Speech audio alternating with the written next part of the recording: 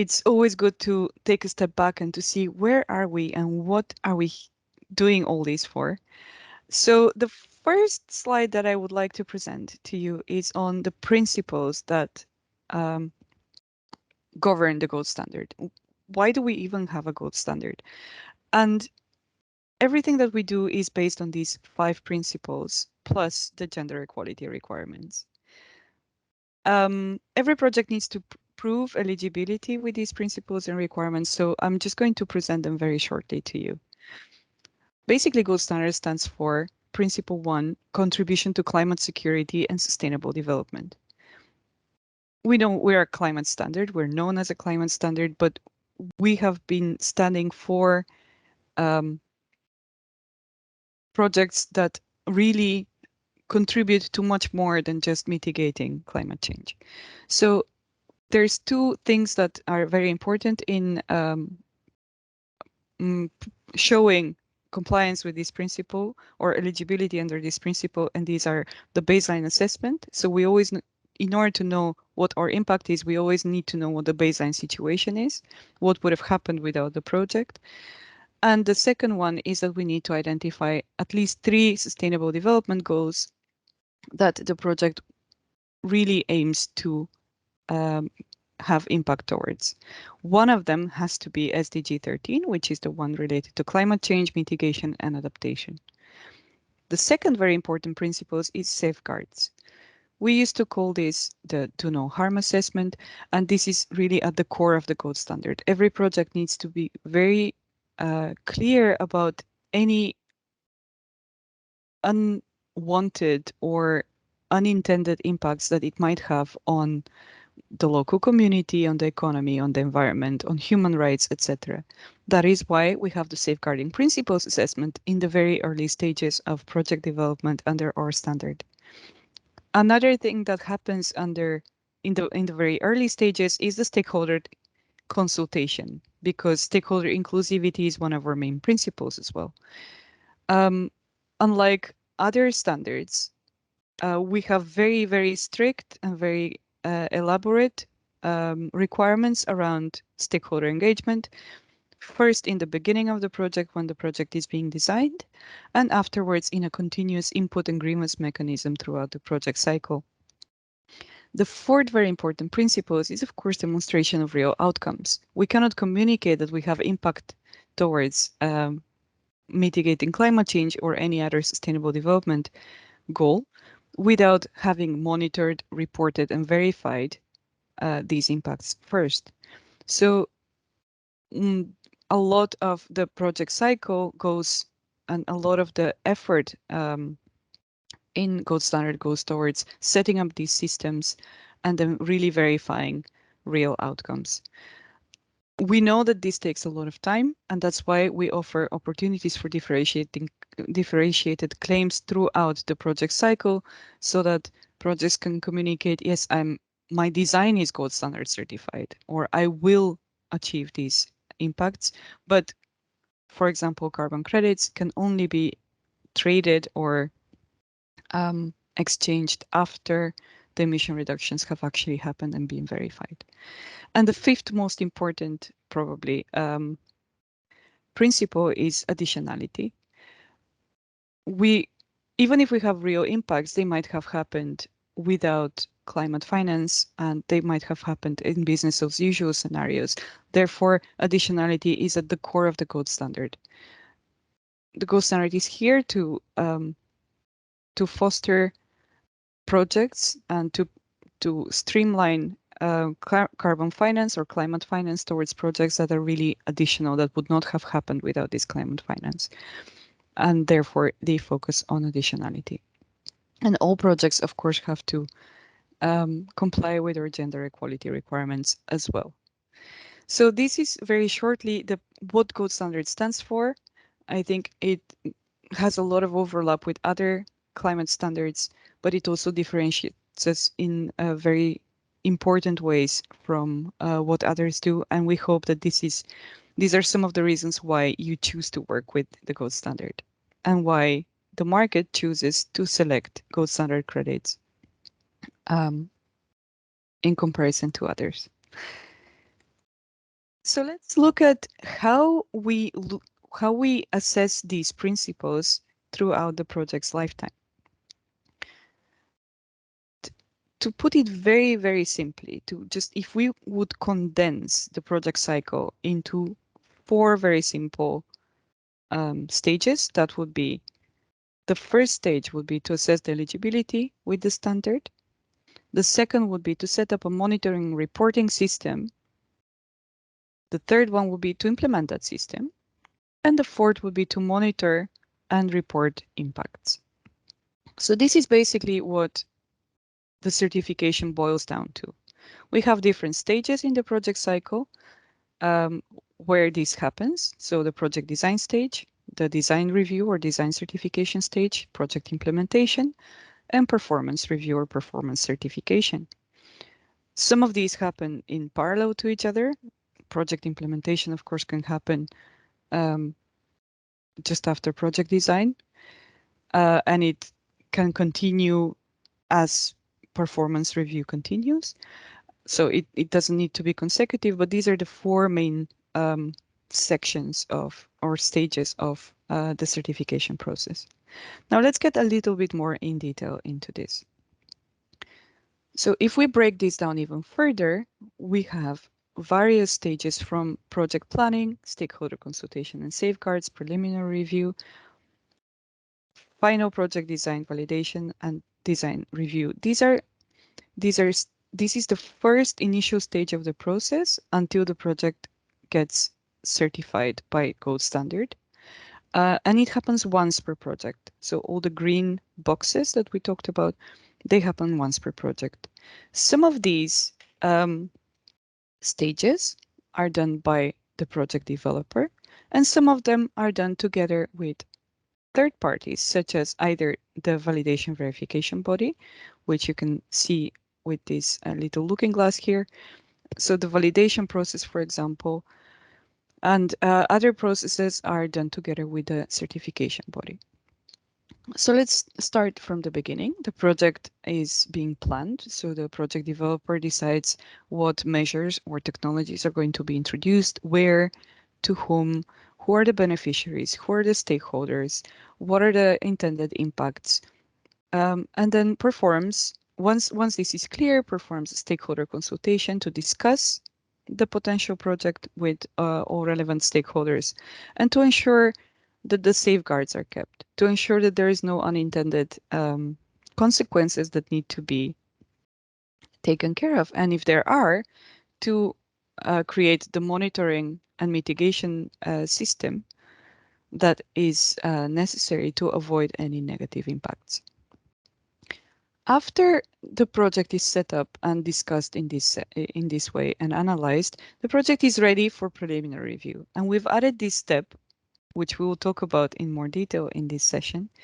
We've added this step to be able to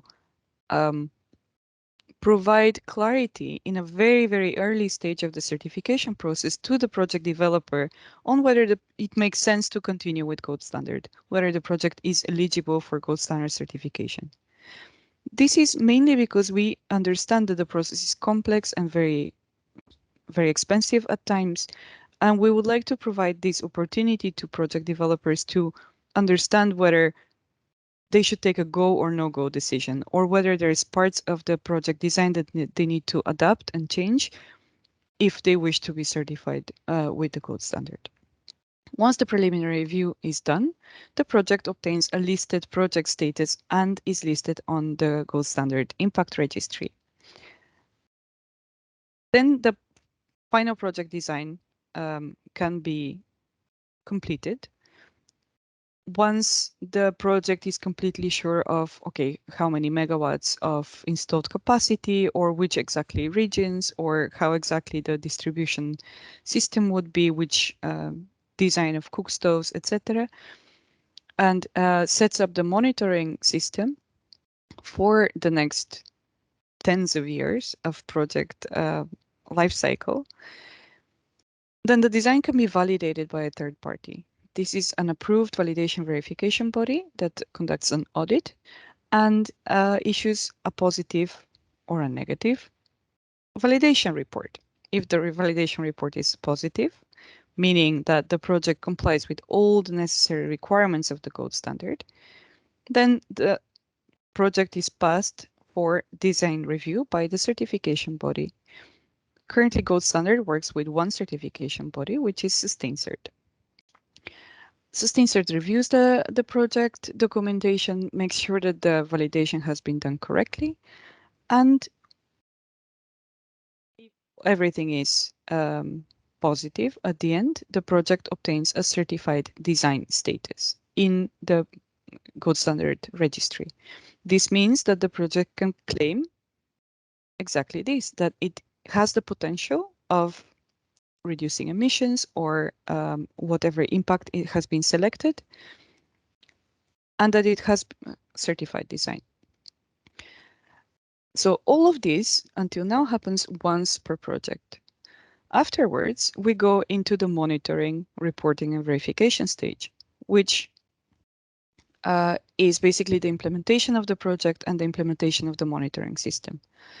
Every time a project would like to make actual claims for impact, it needs to go through another three-step process. First, a third-party verification by an approved VVB, which involves another audit, then a performance review by SustainCert, or which is the gold standard certification body, and finally the issuance of any products that the project is eligible for, such as emission reductions. Claims can be made at this point once the impacts are really measured, reported, and verified. Every project has either a renewable or a fixed crediting period. If a project has a renewable crediting period, usually of 5 years, then the project needs to renew the project design regularly in order to make sure that the project still is eligible for gold standard and still update the context, update the baseline, etc. So this happens once every crediting period. This is in summary the gold standard certification process.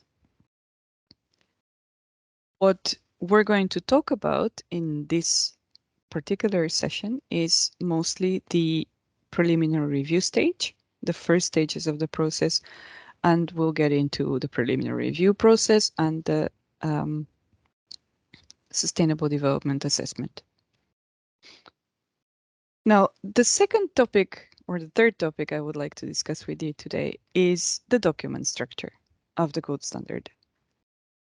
I'm sure many of you are aware that we have a very complex document structure. There's unlike other sustainability standards, we have many more documents that have different functions and are not always very straightforward to understand for someone that has not spent a lot of time in the carbon market. So let's go through the reasons why the document structure is as it is and what it actually does. And hopefully that would make it easier to navigate. The first thing I would like to share with you is the vast variety of projects and situations that the gold standard covers. There's so many possibilities for fighting climate change and for having impact towards the sustainable development goals, from shipping through landfill gas, through biogas plants in rural areas, solar home systems, and all of these possibilities for having real impact towards the SDGs needs to fit within the same documents. And we would have projects in certification, in different certification stages, from preliminary review to project certification. We would have projects that apply only the gold standard or gold standard and CDM, or would transition from the UNFCCC's clean development mechanism onto the gold standard. We would also have projects that are in different scales, from very micro, very tiny projects to large scale projects. There will be projects that are standalone, such as a landfill gas on one landfill, capturing landfill gas for energy generation, or a distributed project that might have thousands of families involved, thousands of households around the country having solar home systems, or a program of activities which replicates the same type of project over different areas, maybe even different countries. And we even have landscape type projects, or we're getting into fund certification, scope 3 certification, etc.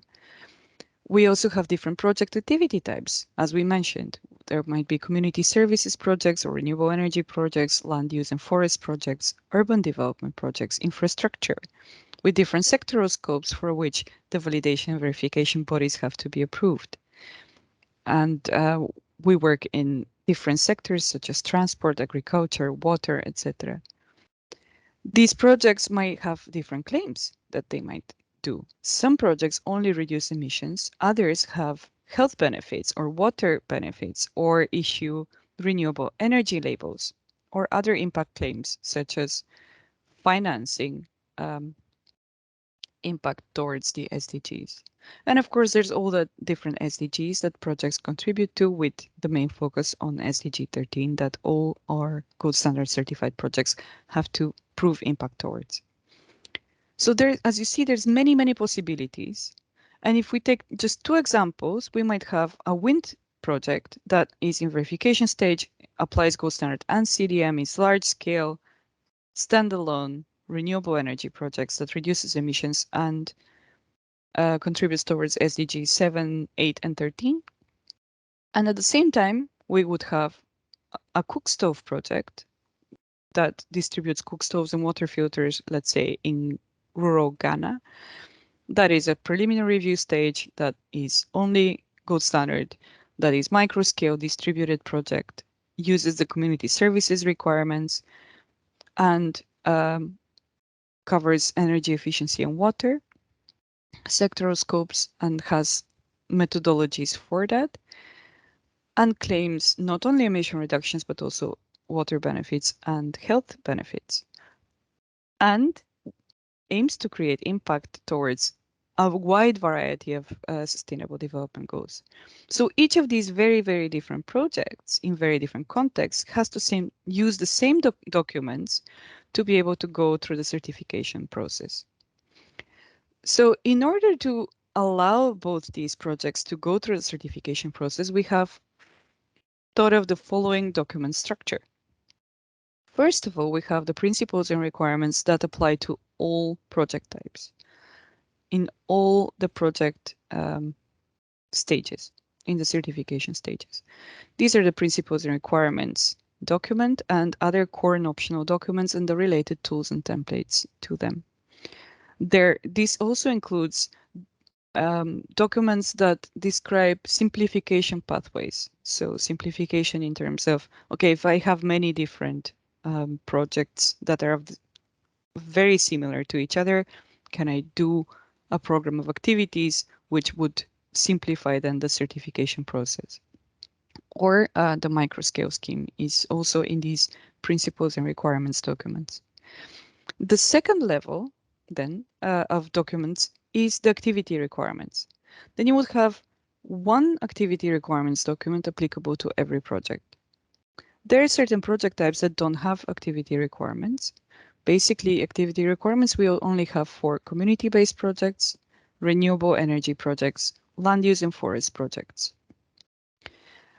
There's certain project types where the activity requirements are directly integrated in the SDG methodologies, simply because they're very specific and they cannot be merged yet with other project types. So the SDG methodologies, the impact methodologies, are probably the most important ones to see whether you want to work with the gold standard. Is there a methodology applicable to the project that you're planning, or is there no methodology? Do you need to submit a new methodology? Do you wish to do so? And there are several methodologies applicable sometimes to the same project type. So for example, for a cook stove project, there are several different methodologies that depend on the scale, on the the type of cook stove that is used. The same way for a wind project, there will be different methodologies depending on whether the wind farm is grid connected or not, whether it is a large scale or a small scale.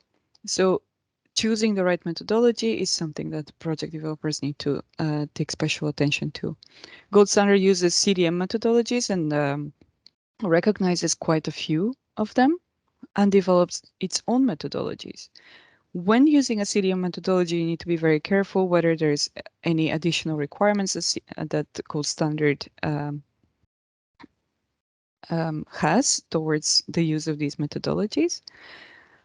And Gold Standard also develops constantly new methodologies. We have quite a few right now in development to be able to allow more and more ways of mitigating climate change to access climate finance. And the last type of document is the product requirements. The most important document there is that of related to emission reductions and how basically emission reductions are issued, what the requirements are for a project to issue emission reductions. It's not obligatory for a project to issue emission reductions, but if it wishes to do so, these are the documents that set the requirements for that. And also any double claiming requirements to avoid basically that the project and the financiers or the host country claim the same emission reduction several times. This is fundamental to any decent climate standard. So in other ways, just for you to see what is contained in each of these categories, we have the principles and requirements documents that have the stakeholder consultation requirements, the safeguarding principles, the gender equality requirements, claims documents, and all the simplification procedures like POAs, microscale scheme, deviation requests, etc. This is what you would find under the section of principles and requirements. Under activity requirements, as we said, you have the community services activity requirements that apply to any kind of project that falls under the scope of this, such as biogas, household cooking devices, household energy supply, and other small-scale community services such as for hospitals or markets, etc. Schools. Then we have the renewable energy requirements that apply to any kind of renewable energy technology, usually more large scale, such as wind, solar, hydro, biogas, industrial, etc. And then we have the land use in forests, which currently also includes our agricultural projects.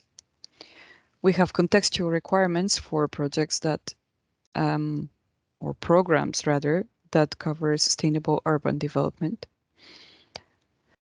Under impact quantification methodologies, the vast majority are mitigation methodologies, for example, for energy efficiency or renewable energy or community services. Then we're developing a framework on adaptation, and hopefully we'll have more methodologies for adaptation. The Code Standard also has several methodologies on SDG quantification, and we're developing new ones right now. And of course, we have the SDG impact tool that also helps monitor and measure the impact towards all of the SDGs. We have the product requirements, as we just described, for carbon credits and for renewable energy certificates. And one very important section, which is under the project developer section in the website, is the templates. So each of these, for a project to prove compliance and eligibility under all of these documents, there are several templates for preliminary review, for project design, for stakeholder consultation, etc., that help the project developer navigate this complex world of documentation and then demonstrate compliance. We also have different documents for validation verification bodies, like the requirements and the site visit and remote audit requirements and the audit techniques template. And another interesting section that allows you to understand how the gold standard is governed and how decisions are taken, how consultations are carried out, etc.